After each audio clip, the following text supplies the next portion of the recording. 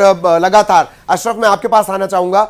आज 12 बजे तक का इंतजार और उसके बाद पूरी ये तस्वीर, ये खाका सब कुछ साफ हो जाएगा। क्या कुछ नया भी नजर में आने वाला है? कुछ नवाचार की हम लगातार चर्चा कर रहे हैं। क्या नेताओं पर, उनके बयानों पर, उनके व्यवहार पर लगाम कसने के इरादे से क्या कुछ नया नजर आएगा? अशरफ। देखिए ललित, चुनाव आयोग हमेशा से कोशिश करता है कि जो आचार संहिता है उसका पालन किया जाए, और इसी दशा में अब वो जैसा तकनीक का हम लोग सहारा लेते हैं, वो राजनीतिक दल भी उसी का सहारा ले रहे हैं और ज्यादा से ज्यादा चाहते हैं कि वो जनता के बीच पहुंचे। लेकिन इस तकनीक में भी कई बार कई चीजें वो गलत तरीके से इस्तेमाल करते हैं, तो इस चीज पर नजर रखेंगे।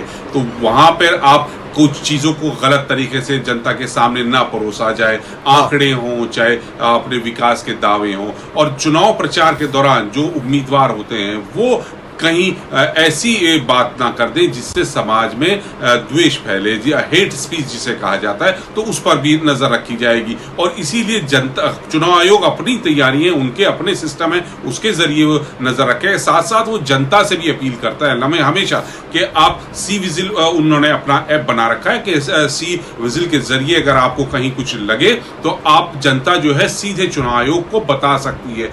वो अपने मोबाइल में जाए, वहां पर जो चुनाव आयोग का ऐप है सी विजिल, उसको के जरिए आप शिकायत दर्ज करा सकते हैं, सीधी शिकायत। और इसमें शिकायतकर्ता की जो जानकारी है पूरी तरह से गुप्त रखी जाती है, और उसके शिकायत दर्ज कराने के 72 घंटे के अंदर अंदर उस पर कार्रवाई भी चुनाव आयोग करता है कि वो शिकायत सही है या गलत। तो चुनाव आयोग जो है वो पूरी तरह से तकनीक का भी सहारा ले रहा है और आम जनता को भी अपने साथ जोड़ता है कि कहीं आपको लगे कि कोई उम्मीदवार या राजनीतिक दल गलत कर रहा है, प्रचार, हेट स्पीच कर रहा है, या जो फ्रीबीज है, रिश्वत देने की जो बात की जाती है, उन चीजों का इस्तेमाल कर रहा है, तो उसकी शिकायत। बिल्कुल अशरफ, हमें इंतजार है। बहुत बहुत धन्यवाद अशरफ का। लेकिन वासु और युगल लगातार हमारे साथ बने हुए हैं और अब हमें इंतजार रहेगा। अशरफ ताजा अपडेट के साथ फिर हमारे साथ जुड़ेंगे और आगे के अपडेट्स भी हम तक पहुंचाएंगे। वासु, आपने कार्यक्रमों का जिक्र किया, और कार्यक्रमों की बात हो, न्यूज 18 मध्य प्रदेश की बात हो, वोटर नर्मदा किनारे की बात हो,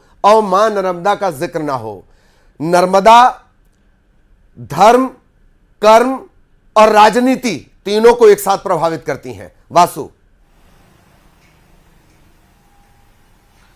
निश्चित तौर पर देखिए, और मध्य प्रदेश की एक बड़ी आबादी जो है वो मां नर्मदा के किनारे निवास करती है, और नर्मदा किनारे वाला जो वोटर है वो मध्य प्रदेश की सियासी दिशा और दशा तय करने का भी काम करता है, क्योंकि मध्य प्रदेश को की जीवन रेखा मां नर्मदा को कहा जाता है, और मां नर्मदा से मध्य प्रदेश का विकास कहीं ना कहीं जुड़ा हुआ है। और इसी का एक बड़ा जो कारण है वो ये है कि मध्य प्रदेश में नर्मदा को लेकर लगातार जो सियासत है वो भी होती हुई आई। अगर आप 2018 के चुनाव की बात करते हैं तो दिग्विजय सिंह ने मां नर्मदा की पैदल परिक्रमा की थी, और इससे ये एनालिसिस निकलकर सामने आया था, ये बातें निकलकर सामने आई थी कि इस पूरी परिक्रमा के दौरान दिग्विजय सिंह ने कांग्रेस को भी मजबूत करने का काम किया था।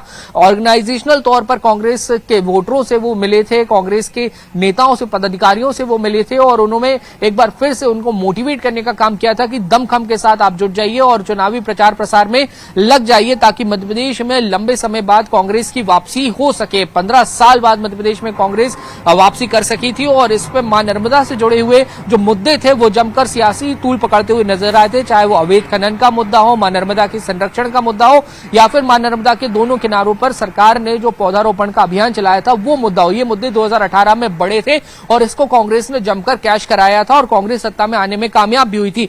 इसी तरह 2023 के जब आप विधानसभा चुनाव में आ जाते हैं तो भी मां नर्मदा से जुड़े हुए कई मुद्दे हैं, जिसमें अगर आप देखा जाए तो जो बांध के चलते जो डूब क्षेत्र में लोग आए थे उनके पुनर्स्थापन का मुद्दा हो, अवैध खनन का मुद्दा भी अभी लगातार बना हुआ है, और इन तमाम मुद्दों के साथ साथ मां नर्मदा के संरक्षण और होने वाले प्रदूषण का भी एक बड़ा मुद्दा है, जिसको लेकर राजनीतिक दल लगातार बात कर रहे हैं, और जो इन चुनावों में आचार संहिता लगने के बाद और भी ज्यादा बड़ा रूप लेता हुआ नजर आएगा। जी, मुद्दे को थोड़ा और इलेबोरेट करेंगे। वासु, मैं आपके पास आऊंगा। युगल भी हमारे साथ हैं, और लगातार हम आपको बता दें, मध्य प्रदेश, तेलंगाना और राजस्थान, इन 3 राज्यों में एक चरण में चुनाव होगा, इस तरह सूत्रों के इशारे हमें मिल रहे हैं। आज 5 राज्यों में चुनाव तारीखों का ऐलान, न्यूज 18 की खबर पर मोहर। और इस वक्त की सबसे बड़ी सियासी खबर हम आपको बता रहे हैं, मध्य प्रदेश, छत्तीसगढ़ समेत 5 राज्यों में चुनाव का ऐलान आज हो जाएगा। हालांकि हमने अपने दर्शकों को पहले ही बताया है 8 से 10 तारीख के बीच यह ऐलान होगा। आज 9 तारीख है। आज हम आपको बता रहे हैं कि 10 से 15 दिसंबर के बीच काउंटिंग होगी। इस पर आप नजर रखिए। न्यूज 18 की खबर पर लगातार मोहर। तो आज चुनाव तारीखों का ऐलान, सबसे बड़े नेटवर्क पर सियासत के तमाम पहलू डिकोड हम करेंगे। छत्तीसगढ़ में 2 चरण में चुनाव हो सकते हैं, सूत्रों के हवाले से खबर। वहां सिक्योरिटी एक बड़ा रीजन होता है। मध्य प्रदेश, राजस्थान, तेलंगाना 1 चरण में मतदान हो सकता है। नवंबर और दिसंबर में चुनाव और 10 से 15 दिसंबर के बीच काउंटिंग, यानी 16 से 20 के बीच चेहरा साफ हो जाएगा। आपकी सरकार का चेहरा साफ हो जाएगा कि कौन किसे आपने चुनकर भेजा है। लगातार हमारे सहयोगी हमारे साथ बने हुए हैं, वासु हमारे साथ बने हुए हैं, युगल हमारे साथ बने हुए हैं। मुद्दों पर आएंगे। आज ऐलान हो जाएगा, सियासी वार प्रहार का एक चेहरा बन जाएगा। तो क्या कुछ सबसे ज्यादा सुनाई देने वाला छत्तीसगढ़ में, युगल, किन मुद्दों की रहेगी धूम?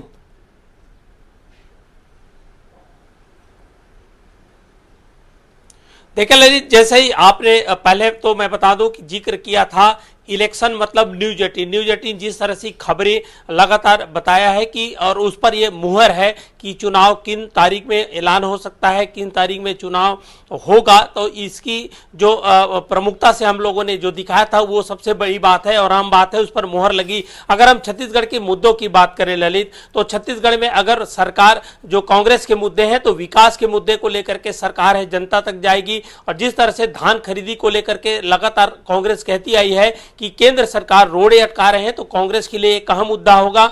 और इसके अलावा लगातार छत्तीसगढ़ सरकार को कई जो राष्ट्रीय स्तर का सम्मान मिले हैं, इन मुद्दों को लेकर के जाएगी कि आखिर छत्तीसगढ़ सरकार है वो बहुत अच्छा काम कर रही है। ये मुद्दे कांग्रेस लेकर के जाएंगे, विकास के मुद्दे को लेकर के जाएंगे, नरवा गरवा गुरुआ बारी के मुद्दों को लेकर के जाएंगे।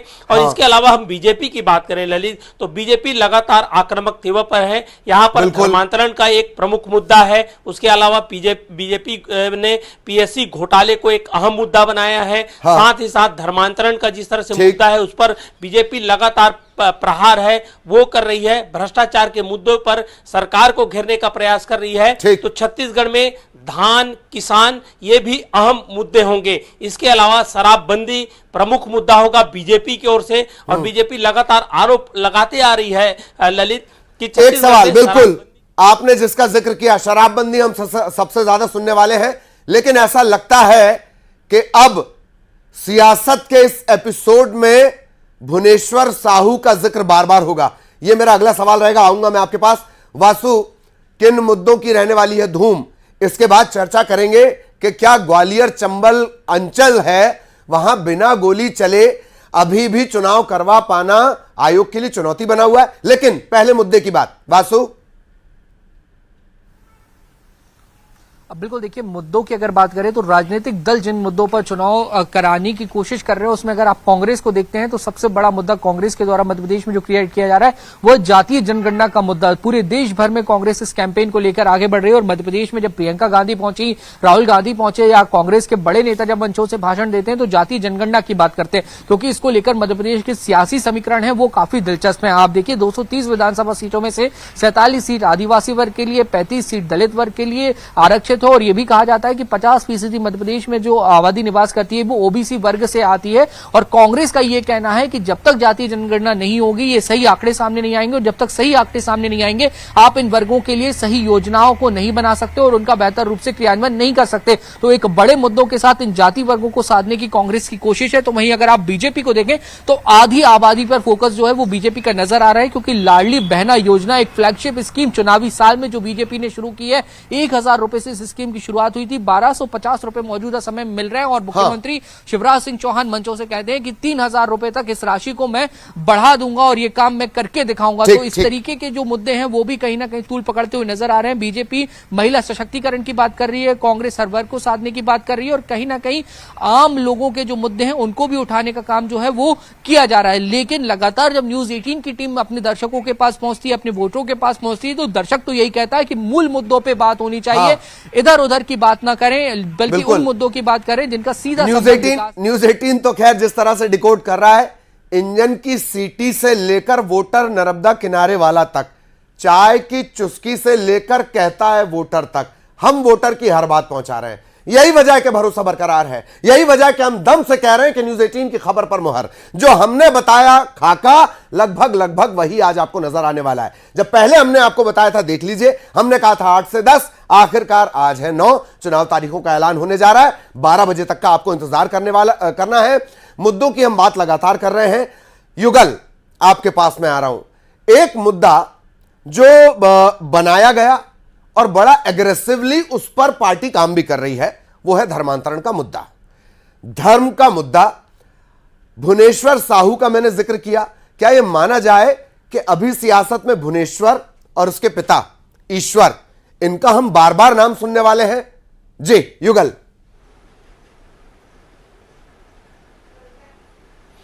जी बिल्कुल ललित, देखिए एक इस तरह की सूची जारी हुई थी जिसमें भुवनेश्वर के पिता को टिकट देने की बात भी कही गई थी, जिक्र की गई थी। हालांकि बीजेपी ने कहा जो सूची जारी हुई है वो फाल्स सूची है। तो ये तो कहा जा सकता है कि बीरनपुर का मामला लगातार गूंजते रहा है। कल ही प्रदेश अध्यक्ष अरुण साव ने उस जो कोर्ट के एक फैसले को लेकर के पीसी की राज्य सरकार को घेरा, तो दूसरी ओर मुख्यमंत्री भूपेश बघेल ने कहा है कि हम उसका परीक्षण करेंगे, जिस तरह के जो भी फैसले आए हैं उसका परीक्षण किया जाएगा। तो ये बीरनपुर का मामला हो, अगर हम बस्तर में लगातार बस्तर के जो बीजेपी के नेता हैं वो आरोप लगाते रहे हैं कि धर्मांतरण लगातार हो रहे हैं, तो उसके उलट मुख्यमंत्री भूपेश बघेल कहते रहे हैं कि बीजेपी शासनकाल में ज्यादा धर्मांतरण हुआ है। तो आरोप प्रत्यारोप लगातार छत्तीसगढ़ में तो चल ही रहा है। तो ये इससे इंकार बिल्कुल कतई नहीं किया जा सकता ललित कि बीरनपुर का मामला हो, धर्मांतरण का मामला हो, ये कभी भी छत्तीसगढ़ से जो है छिपेगा नहीं और इसको जमकर उछाला जाएगा। चूंकि चुनावी वर्ष है, बीजेपी ने तय कर लिया है कि उनके मुद्दे क्या रहेंगे और उन्हीं मुद्दों को लेकर के वो जनता के बीच जाएगी। और जिस तरह से बिल्कुल लगातार बीजेपी के तमाम नेता हैं, ट्विटर से लेकर के सड़क तक और ये लड़ाई लड़ रहे हैं, तो इसे इंकार नहीं किया जा सकता कि ये मुद्दा नहीं होगा। ये मुद्दा होगा, एग्रेसिवली मुद्दा होगा और बनाएंगे भी। तो ये कहा जा सकता है कि छत्तीसगढ़ में कई ऐसे मुद्दे हैं जो बीजेपी लगातार उठाने जा रही है और उठाते आई है। तो इन मुद्दों पर ही वो चुनाव लड़ेगी और सरकार को घेरने का प्रयास है वो करेगी। लगातार छत्तीसगढ़ में कानून व्यवस्था की बात की जाती है, कानून व्यवस्था को लेकर के सरकार को कटघरे में किया जाता है। दो बातें, तो कानून व्यवस्था का जिक्र आपने किया, दो बातें।